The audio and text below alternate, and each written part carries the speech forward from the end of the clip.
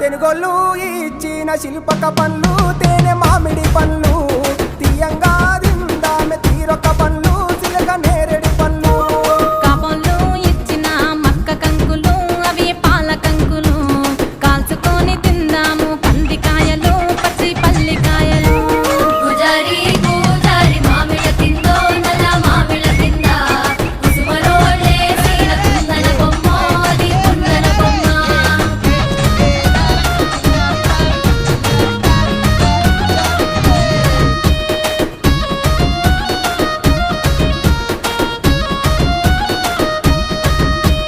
బెస్తోలు పెట్టిన పచ్చి చేపలు అవి వట్టి చేపలు